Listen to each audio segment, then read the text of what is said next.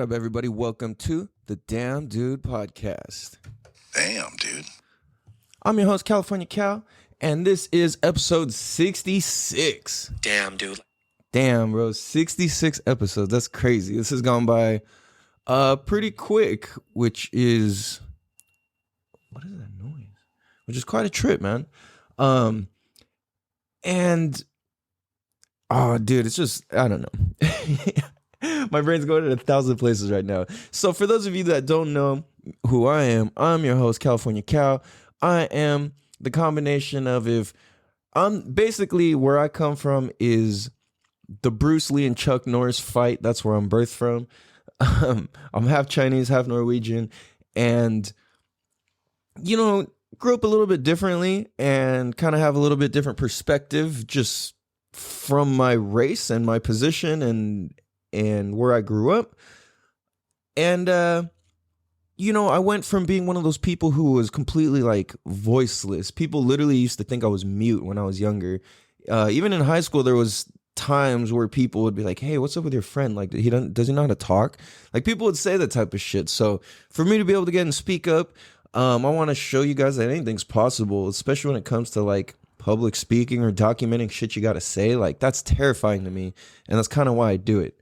Also, I want to document history for the rest of, you know, I want to document history. I want to be a part of history. I want this to be for my kids and my kids' kids and so on. So basically what we do here is have timeless conversations that are here to stand the test of time and give us an opportunity to think and feel a little bit differently. You know, bring some new perspective to life. So it's a trip. Like today, what we're going to get into is talking about being desensitized and talking about how parents can be. This one's really definitely, I mean, this goes for everybody, but especially for some parents, dude. Like this shit goes hard for parents, which is to recognize as a parent being a good example of a bad example. Like how many times are we being a bad example and we're acting like that's the right thing to do, or that like we're being a good example or something. You know what I'm saying? Like I often catch myself in bad habits or vices or something, and I'm like, like how do I explain this? And I'm like, well, shit, you know, like this happens to be one of, you know, it's like for me, like smoking weed's a big one. Like I talked to my oldest son about it. I'm open about it with him, and I'm like, dude, like I smoke weed. That's my thing. Like if you have questions, whatever, let me know. Like, and I explained to him like this is my medicine. It's therapeutic for me. And it's just my preference. You know, I'll take breaks. I do this, that. It's like, it's my control. Right? So, and I often tell him like, look, dude, maybe I smoke too much. I don't know. Maybe this isn't the right thing to do. You know, maybe this is the right thing to do, to be open and like this in front of you. I'm like, you know, honestly, I don't know, but either way, this is the way that it's going down, and I want you to understand that, dude, like, I am also a great example. I'm a great example of, you know, what to do, and I'm also a great example of what not to do. So it's up to you to decipher which ones, you know, what's what, because even some of the stuff I'm positively telling you isn't gonna, you know what I mean, work for your life, you know? So, well, why do I sound like Christopher Walken? Like, no, work for your life, you know? Damn, dude. So, that's what this show's about today. Walking like Christopher, talking, talking that shit you love. So, this is episode 66. Damn, dude. That's crazy, man. I can't believe this many episodes have gone by. And again, Bradley, I'm calling you out. Coming for you for your title as the realest podcaster.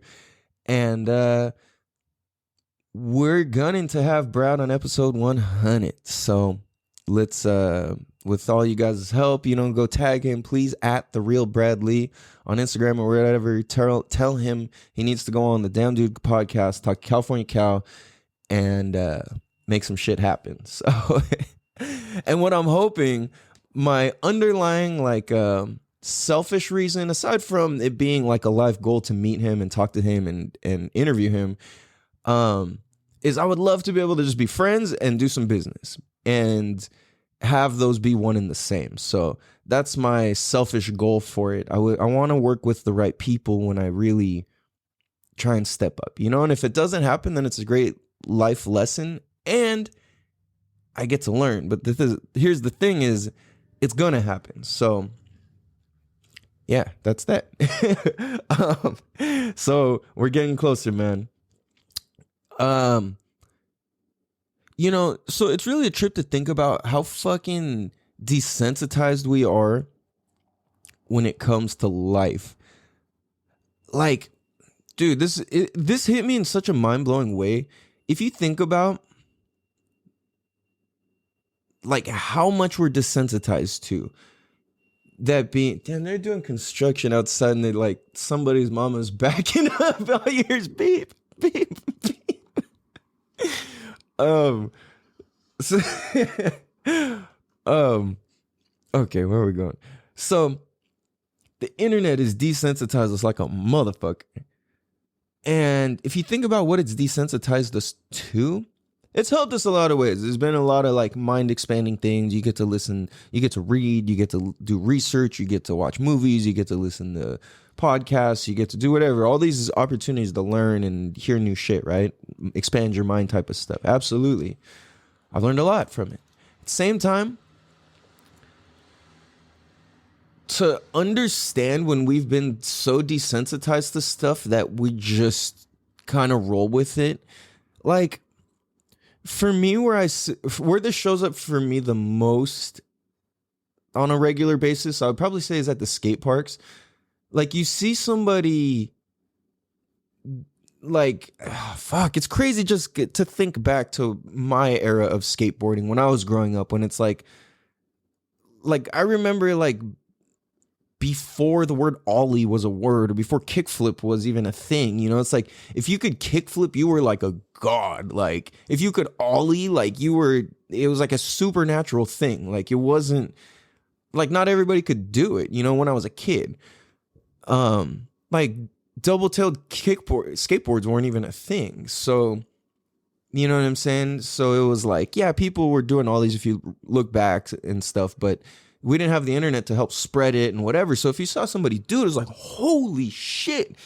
So now I look at it and I'm like, I'll see somebody do like a varial heel flip. And that's like not an easy trick. Or I'll see somebody bust a hard flip or like something that I remember, or bust an impossible or like something like that, to where I remember when I was a kid, it was like we just could only imagine doing these things. Like we couldn't even, you didn't see people do that. You know what I'm saying? It was like we would see videotapes of like Willie Santos or fucking, you know, I remember the Willie Santos one was like the shit in our neighborhood, especially because it was like hella Mecca Town skate spots around. I know Mira Mesa. What was the other good one? Shit. Fuck, we used to watch so many of those skating videos, like the how-to videos, and just one of my favorite things was like watching these skate videos and just studying their feet, studying the movements. And it's like I couldn't do the majority of the shit they were doing, but it's like I kind of got the idea and I could kind of work towards it, you know? Like back in the day, I could kind of like you know, it's like my best trick was probably a crooked grind. I could hit a pretty solid K grind here and there. And then I mean I could do like board slides, nose slides, 5-0s, 50-50s, fucking what else could I do? Couldn't really tail slide, so I could kind of like tail stall. I don't know why, just going that direction just fucks me up. What else? Damn, I'm like blanking on it at the moment. I don't know. Anyway, and flip tricks, I fucking sucked. Like I've landed a varial heel flip maybe like twice ever in my life. I can flip it and land it like one-footed, but I can't really like do it. You know what I'm saying? So here's the thing is, I've fucking destroyed my ankles. I've destroyed my elbows. I've destroyed a whole gang of shit trying to learn. Damn, guy. I should probably close the window, but whatever. I fucked myself up learning all these tricks, right? And I'm like, dude, This shit's hard, man. This shit's really fucking hard. Like, skateboarding is not easy. Like, if you got a kid who skates and has learned to do anything, if your kid is even good enough to suck at skating, give them props, dude. Like, acknowledge that you try it. See if you can do it. Like, it's not easy, and it takes busting your ass a gang of times. And kids who skateboard and, like, really learn, like, who really get it, have this crazy mental drive that is like second to none. Is just unmatched. I mean, I shouldn't say it because there's other things that's like that, but it's up there. That's what I mean. Like, there's so much determination to make skateboarding happen.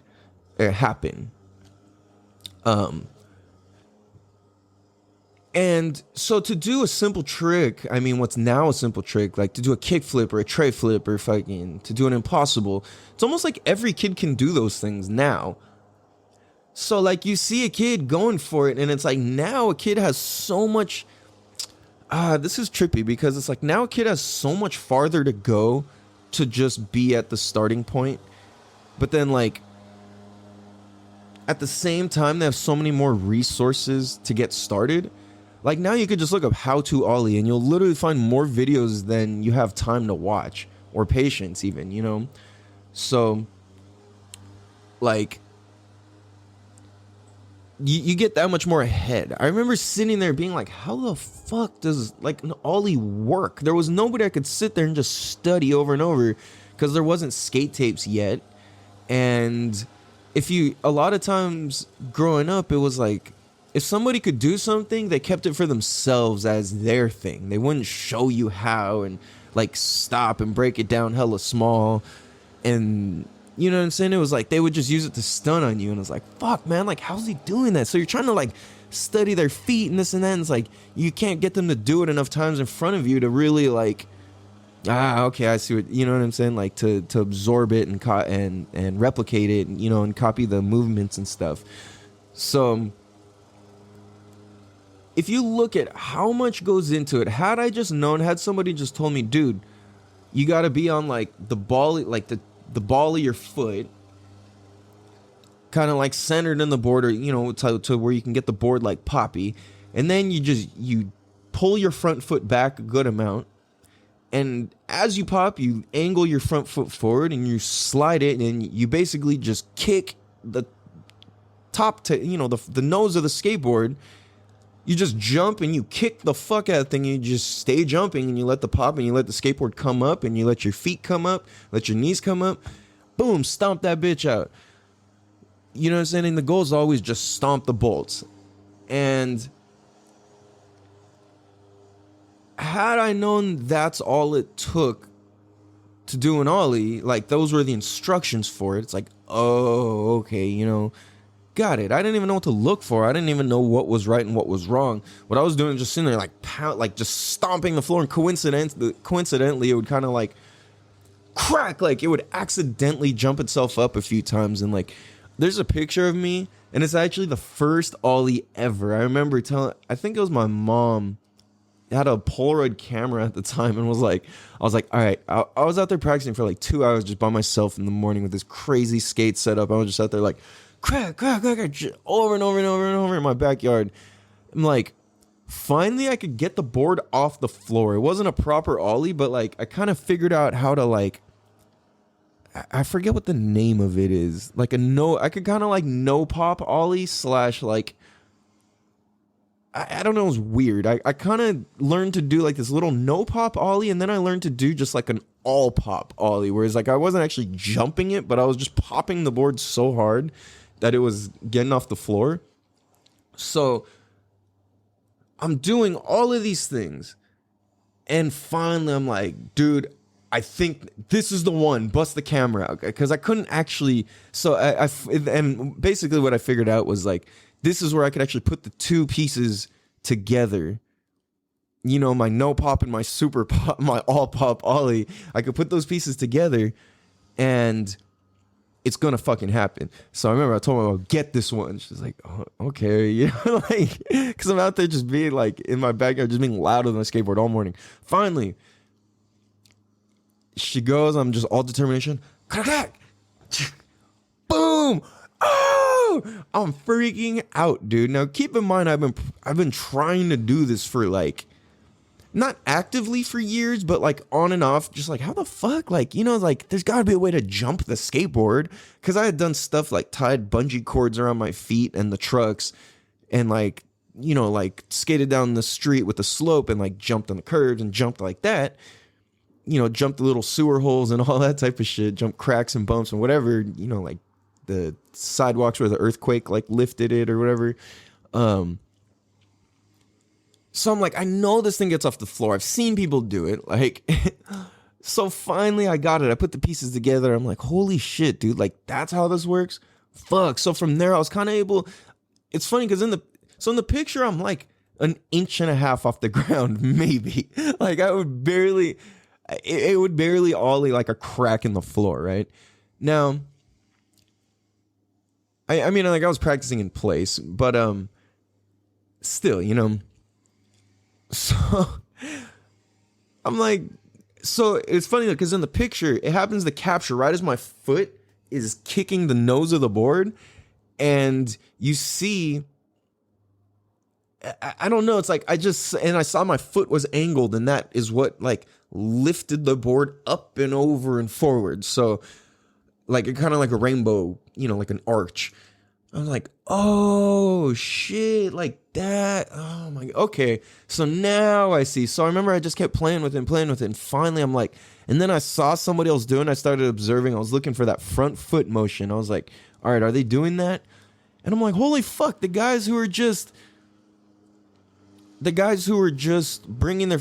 So this is funny, like, and I'm saying all this to get to a point. I didn't just lose my thing. So I remember seeing people, and if you watch skaters, they'll take their front foot and they'll kind of like wiggle it a little bit. And if you're not a skater, you don't know what that is. And if you're a skater, you might not even, it's just so natural, you might not even notice it. But like a lot of times you'll see a skater, like as he's about to approach, you know, doing a trick or a ledge or a pole or whatever, or a curve or any sort of trick, you'll see him kind of like really like kind of like shake up his back foot, his or her back foot, kind of wiggle the front foot back a little bit right into position, and then crack. It's like moments after that little wiggle, you'll see them pap.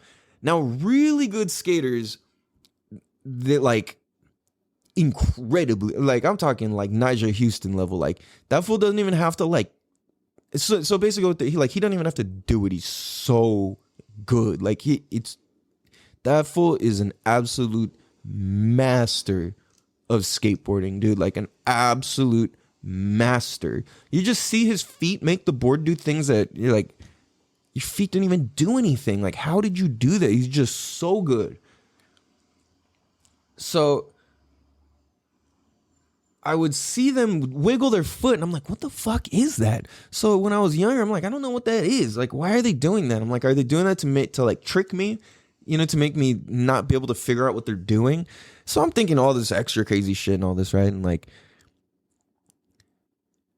so, but what it is the person is them just drawing their foot back, getting it right in that sweet spot. And then basically it's like the ollie is, I mean, I don't know if this is still accurate to say, but I would say like from like, yeah, it's pretty accurate to say. Like an ollie is pretty much like the base of all the other tricks. Like if you want to do a 360 flip, like you kind of have to understand how an ollie works in the first place. Like to do any sort of grind, you have to understand how to ollie in the first place. You know, it's like like a lot of the tricks require like the base is ollieing, right? Or that's like the first thing you really should learn to be able to understand everything else. So I say all of that to bring us back to the point of an ollie is the most simple trick, and it doesn't even get credit as being a trick, right? Not unless you mob over some big ass fucking gaps or ledge or something like that, right? So that's how much work it takes to do just an ollie. And that was how much work I put into it just to learn the ollie. And I've seen and helped my friend and my son learn the ollie. Different friends learn to do it. And drop into half pipes, quarter pipes, whatever. Like, and I see this and I'm like, holy fuck. Now, when I see stuff on the internet and Instagram and whatever, we don't even, it's like we're so desensitized, we scroll past this shit without even like stopping to watch it. Like, had you seen that in person, your mind would be absolutely fucking blown. Or had you actually accomplished that yourself, right? So I see people at the skate park, I see a kid like trying forever to bust 360 flip, finally, boom, and it's like, it feels so good, he lands it. Or whatever trick, right?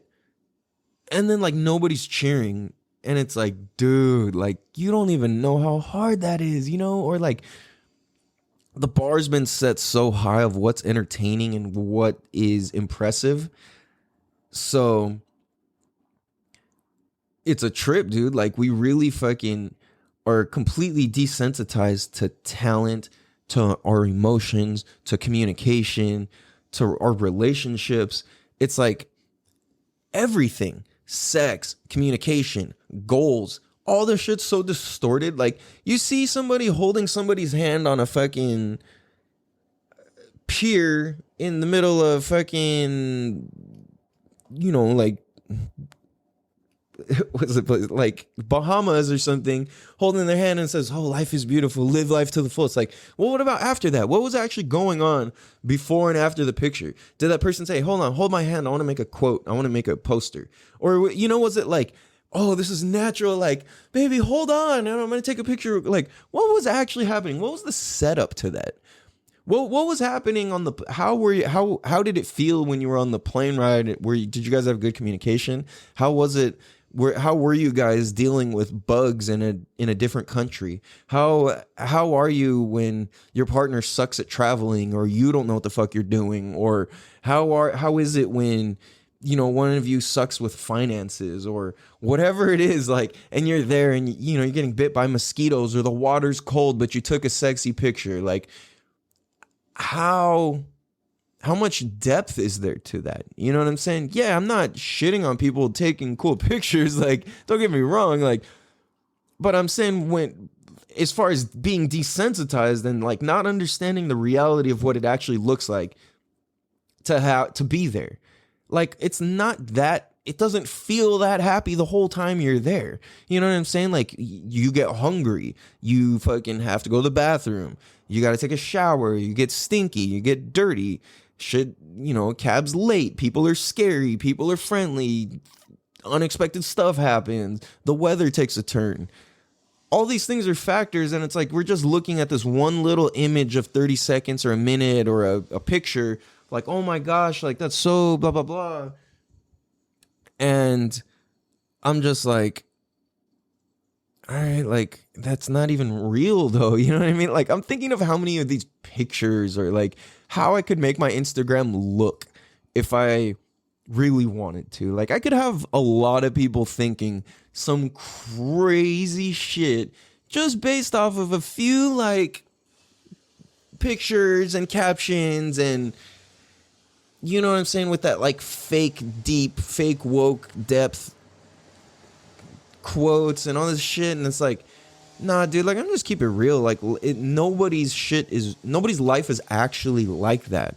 Any of these people, like, I personally know a good amount of like people who are internet famous or, you know, Instagram famous or YouTube famous. You know what I'm saying? And their life is not as glamorous as it looks on the internet.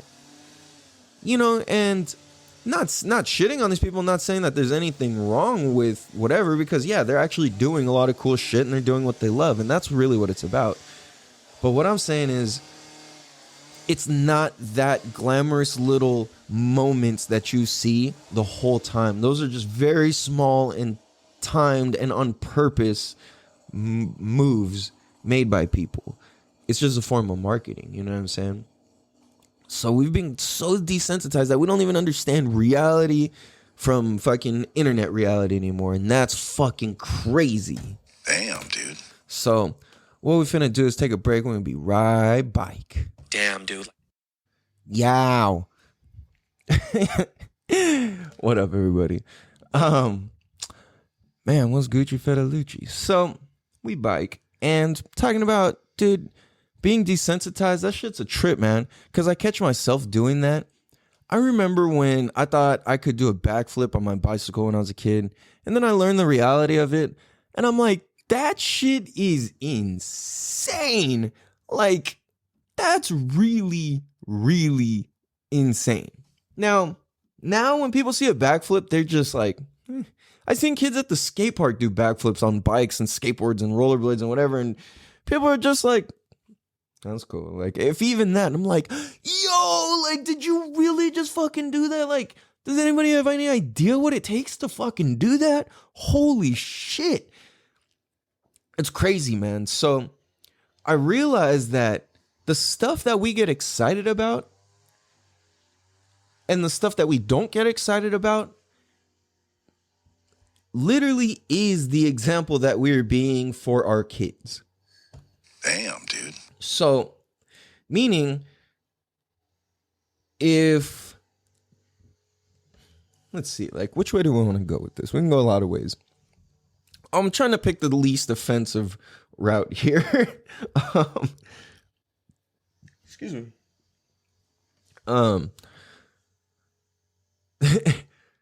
Okay, so, okay, here's a good example.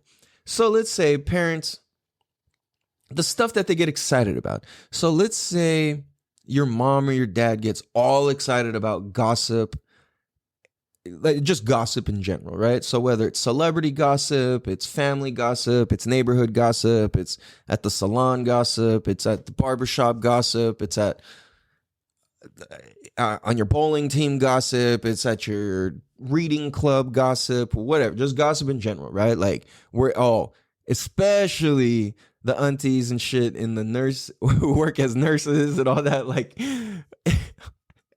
no offense, I love you guys, but the chismis is strong, and you guys know this is a fact. So,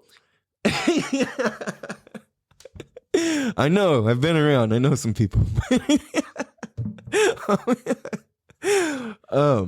No, so like, let's say that that's what your parents get excited about, and that's what you kind of get bred into. Now, we all know gossip isn't good, right? Like, yeah, it's exciting, whatever, it's entertaining, but we all know it's not good. Yet, it happens anyway, right? Now, I do my best to distance myself from people who do that and participate in that. I don't have hate towards anybody, but it's just like, I'm not going to spend the majority of my time there, you know? Or any of it, really. But so if that's how your parents are, they're being a good example of how not to act, of what not to be like. See, but if we take that on as kids and be like, oh yeah, this is how we should be, it's talking about gossip and blah blah blah, you know, so this is kind of where I come back like full circle. It's like there's not really one way, there's not a right way or wrong way to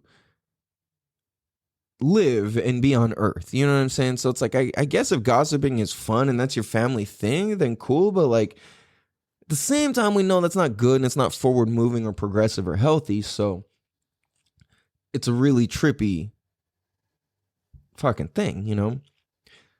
So it's one thing I tell my son all the time. I'm like, Nate, I am often, or no, I was not even me, but I was like, dude, look. Or like if there's times where him and his mom gets in an argument or him and I get in a disagreement or whatever, I'll tell him, look, dude, or if he's let down by something or something doesn't go his way that somebody promised him or whatever, right? I'm like, look, Nate, all of us, if we're lucky enough to have parents in our lives actively, all of our parents are great examples of what to do and what not to do. Some lean heavier in the what not to do area, and some lean heavier in the what to do area. But we all rock both. right? So I told him, and I'm like, look, dude, like, because, yeah, Nate's my son, but technically he's my, I don't even want to say stepson. I don't like sayings, but it's like biologically, yeah, he has a different biological father. So I told him, I'm like, look, your biological father, he's being a great example of how not to be a father, right? And he's just like, well, yeah, I'm like, and at the same time, it's like, that's a good thing. So that's being a good example. So we can't really like have any hate towards dude because that's just what the fuck he knows. And it's like, perhaps that was the example he was shown. And that he took that on as like, oh, that's a good example. That's the way to do shit. Maybe he doesn't consciously say that's a good way to do shit, but it's like, people will find ways to justify it. Oh, well, such and such did this, so fuck them. So I'm gonna distance myself from my kid now, or whatever, right? And it's like, it's a fucked up thing because as soon as you have to blame somebody for why you're not gonna hold up what you're supposed to be responsible for, that's some shitty stuff. And that's being a great example of how not to be. Damn, dude. Right? So in so many ways, or so often, I'm like, dude, like I myself, your mom, your grandparents, your aunts, your uncles, your cousins, whoever, all of us are going to be great examples of how not to be and how to be, So I think the key here is to, when you see other people make mistakes, allow yourself to learn from their mistakes and really let yourself learn from that, because everybody's being an example all the time. So this is also why I'm speaking up and I'm doing this, is because it's like, dude, yeah, I know I'm being an example all the time. And oftentimes I'll talk some shit and I'm like, I'm here to back it up. I made claims that I'm gonna rock this fucking podcast for 10 years. And that's what I'm going to fucking do, because why the fuck not? A lot of people, as I've gotten quiet on Instagram, I can feel it. I know it. And you can feel the energy. You can feel the conversations occur differently around you. And I'm like, all right, cool. Like, it's interesting because it kind of shows who's like supportive really about your ideas, because it's like they care about it. It's like if you got a new job, oftentimes people would be like, hey, Bill, like, how's the new job down at the construction place? But it's like, for whatever reason, when you start your own business or your own show or your own thing, people just kind of like, it's not as like, oh, hey, how's it go? Like, it's just kind of like, oh, yeah, whatever, And then that's so weird to me, because creating your own thing takes so much more work, and it's so painfully slow and so painfully long. And as your peers and people and audience and whatever and yourself goes through being excited about it, not excited about it, having faith in it, not having faith, believing in yourself, not believing in yourself, the whole thing, that's the part where the majority of the people fall off. So this is where I'm like, you know what? Even when I'm so committed, because the promise I made to myself is that no matter how I feel, I'm gonna do this shit. And so what that means is, even when I tell myself I can't, I'm not good enough, I don't deserve this, that, blah, blah, blah, blah, blah, fuck you, fuck that, I'm doing it. I don't care.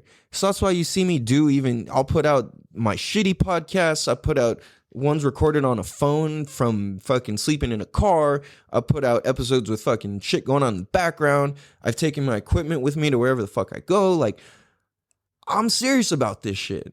And I did over 140 or 30, 50 something practice episodes before I even started any of this, to be like, you know what?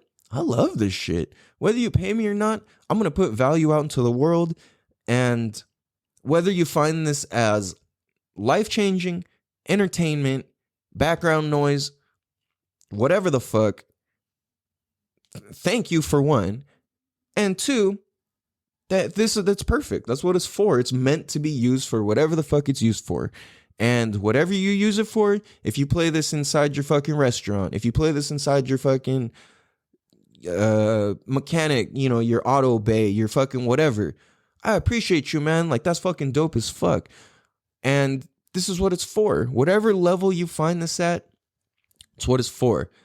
So, with that being said, that is the example that I'm setting is whether you fucking suck or are good or whatever, do that shit. If the idea sounds cool, do that shit. Believe in yourself. And that's the example I'm showing to my kids is that, like, look, I can smoke weed. I can not go to school. I can not do these things.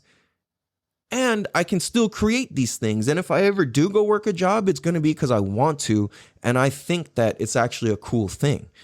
So, it's like, I'm thinking about it. Like, to me at this moment, something like working for the forestry department or the fucking, like, construction sounds fun. Like, I don't know why. It just sounds cool to me, And I think we should do and learn a lot of skills in different trades and as many different things as we can.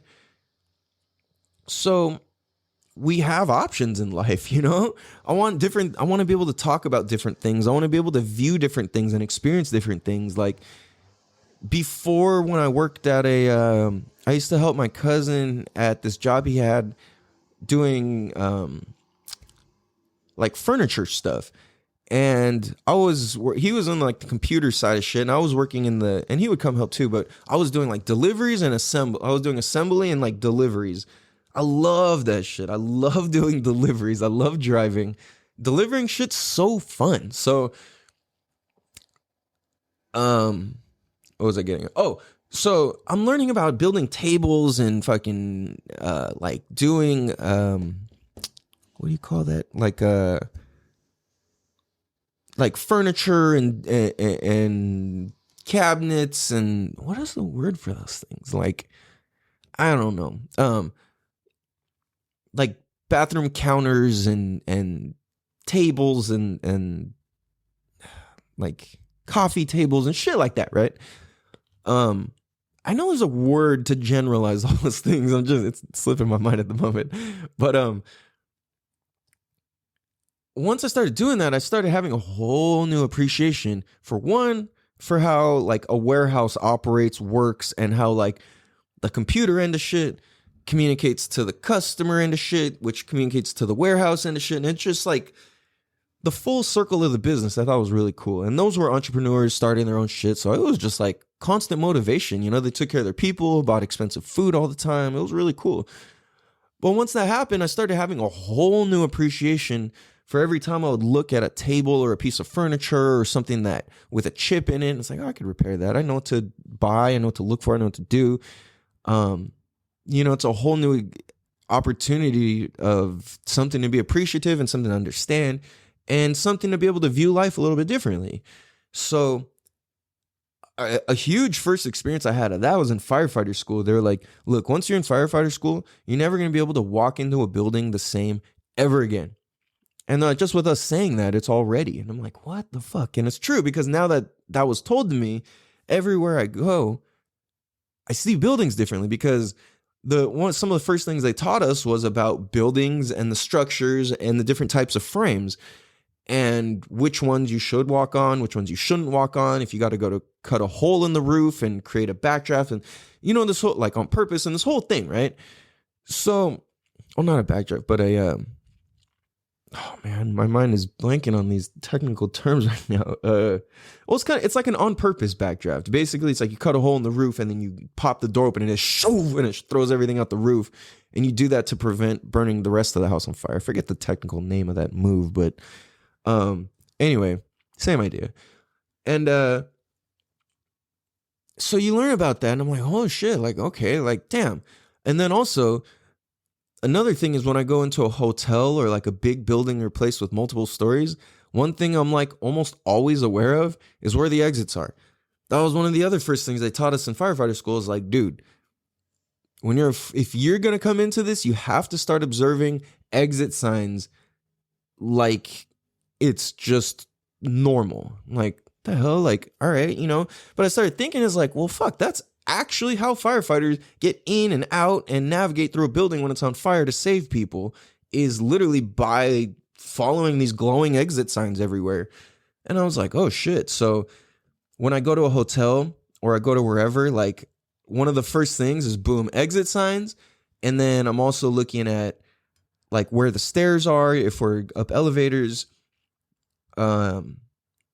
So now it's this like maze and it's this like contraption, not really just blindly in a building or in a club or whatever, like, or in a museum. I'm like in this, like, I don't know. It's like I'm in the structure that they built with this purposefulness rather than just kind of blankly walking around and not even understanding the structure, where the walls are at, why, the structure, how the walls were built, what they're made of, the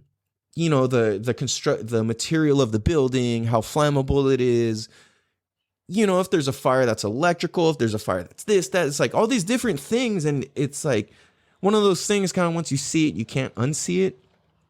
So this is the thing, is that's what we're doing to our kids constantly, is we're constantly being those fire exits because we said, hey, you're your parents. We're your parents. Follow us. And this is the thing, is not all exit signs lead you to safety. Damn, dude. Right? Like they're not all going to lead you to safety. So you don't follow all the exit signs. Nah, it's like, this is the way to follow. This is how you be safe. That's what the exit signs are for. That's who we are as parents. We are those exit signs. This is your way to safety. Go this way. Go that way. I'm going to hold up a glowing sign for you. Go this way. Go that way, right? So oftentimes as parents, we don't know where the fuck we're going. We don't know what the fuck we're doing. We're just going because we're like, well, the last one said go that way and it just makes sense to go this way. We don't really fucking know. Nobody knows what the fuck they're doing. You know what I mean? There's some people know what the fuck they're doing. A small handful of, people out there. And then the other majority of the people are just pretending. Nobody knows what the fuck they're doing, dude. Like, nobody. They know the tasks that they're doing, but in this whole grand scheme of life, like, maybe not nobody. Like I said, some people, but in the grand scheme of things, we don't know what the fuck we're doing, especially as parents and parenting. So because that's the case, we're bound to be doing some dumb shit and leading down wrong exits and bound to be signaling in the wrong direction. So that's why I'm just like, dude, I tell my kids, like, dude, question everything. I am a good and a bad example. All the shit I do is good and bad examples. To me, I think this is the optimal way to live my life. It's up to you to determine if that's the way you should do things or not.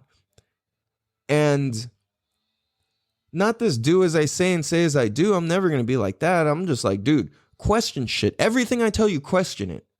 Question everything. Because it's like, what if that's just my perspective? What if that doesn't work for you? Right? Question everything, dude. And it's something that occurred to me the other day that's really fucking trippy, and I wasn't sure if I was going to go here or not. But I find it so interesting that every person who grows up religious and starts outwardly questioning shit is no longer religious. Damn, dude. Why? Why? Why is that? What the fuck? Why? Really? Show me somebody who's really questioned religion who still actively participates in it. You know what I mean? Now, there's cases of people who got lost and went really off the deep end and then come back and now, oh yeah, I found me again, whatever. But I'm talking about people who really question shit. Now, at the same time, there are these people who question shit and will still go to church because there's things to get out of it. Now, I'm not talking about going to church. I'm talking about teachings of specific religions. That's what I'm talking about specifically, because I'm not religious. I'm definitely spiritual, and I do enjoy going to church. I haven't gone in a while, but I definitely enjoy it. Most of them. I don't like the guilt churches and all of that shit, or the shit where it doesn't make any fucking sense. But churches where you actually go and you learn something and you meet actually cool people and you're actually learning cool shit that applies to real life and modern day relationships, that shit is fucking tight, dude. That's what I think that's cool. And I think that is not religion. That's just kind of teachings of stuff from the Bible and teachings of stuff that has been passed on. It's wisdom. It's not necessarily religion. So if you think about it, it's like, well, what's the difference between religion and wisdom? Well, I would say, because this is the first time I ever thought of that, like wisdom is like stuff that's actually learned through self and realized. And I think religion is like a script that's passed on. It's kind of like, remember this. It's like it's like if you were to have like starting your own cookie company and having that become worth $1 million versus like that would be wisdom, right? Starting your own cookie company. Now, this is funny. Now, religion, I feel like, would be the version of like going to school and then you becoming the best employee possible and working for a cookie company that becomes worth millions. Now, you definitely helped both of those cookie companies become worth millions, but it's like, who gets the millions at the end of the day? And I think that's kind of what religion is doing, is like they literally do get millions at the end of the day. Wisdom, nobody's getting paid. Wisdom is learned and inherited and passed on, and you know, wisdom's only available for those who are open enough to understand the wisdom being taught. Damn, dude. So, you know, that's pretty interesting. So it's like I see religion kind of being like the school version of spirituality, and wisdom being like the entrepreneur version of spirituality, where it's like you cultivated your own. That's what I mean by that. Now, there's nothing wrong with being an employee. There's nothing wrong with being religious. There's nothing wrong with any of this stuff. But my whole point is, for my kids, question shit. Do not just stop at religion. This book told me this. It's been interpreted and rewritten 400 fucking times, like, if not more. Nah. That's cool. That's a great book. Take everything you can from it, but it's not meant to be literal. It's not a literal book. The majority of the things in it, even if you look at basic words like sun and set, these are all like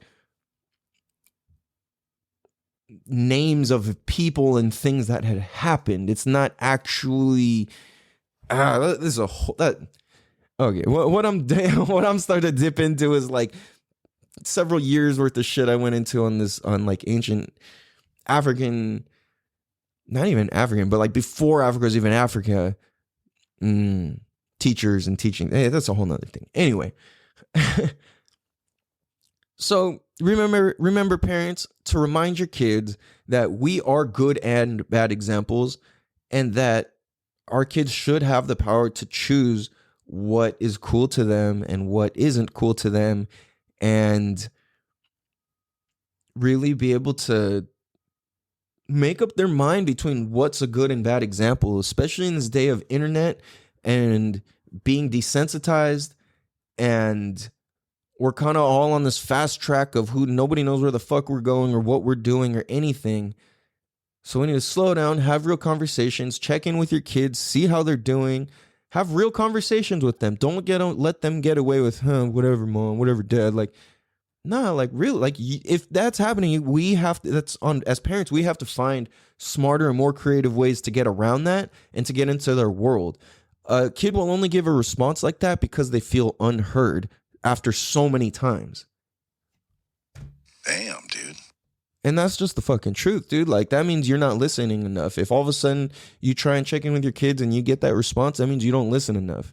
That was exactly why I would give that response to my parents. I would feel like they don't care. They don't listen enough. You don't ask me any other time. Why the fuck do you care now? That's where it's on us parents to be the bigger person. So, yeah, that. Clack, clack. Damn. Crazy, man. So we went in, dude. So we're about to sign off here. Remember, make sure you guys go follow us at Damn Dude Podcast. Leave us a 5-star written review on Apple iTunes and wherever else you can leave reviews. It's greatly appreciated. Follow us on Instagram. Make sure you go follow at Fin2Swim, at FIN2Swim on Instagram, so you can get your kids safely, get them safe for the water, get them safe this winter, get them safe for this next coming up summer. Holla at your boy. If you got a group of 10 or more kids, we can come out to you. All we need is a warm pool and the kids. Let's do it, guys. So on that note, I hope you guys have a beautiful day. I'm about to link up with my cousin. Shout out to Howie. Go peep his episode. I want to say it's episode 17 or 19.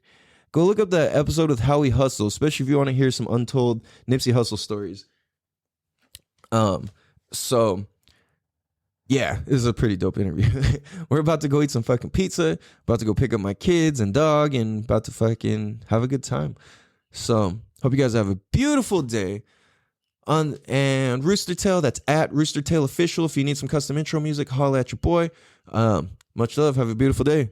Take us out. Peace. 90 miles push away, and I wanna be here for days. And we'll serve like 38. Now the sun touches your face, not the beach, not the blue. And the last one to be us too. And it's good, it'll be me and you. Damn, dude. Damn, dude. Damn, dude. Damn, dude.